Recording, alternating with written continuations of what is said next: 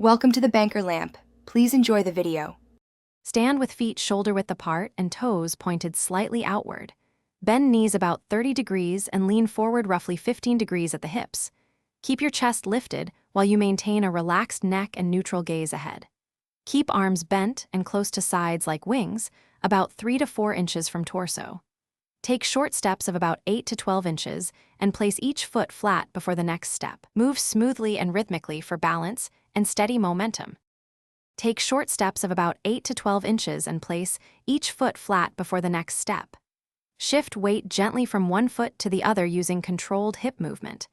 Keep your heels down briefly, then roll through the ball of each foot for stability.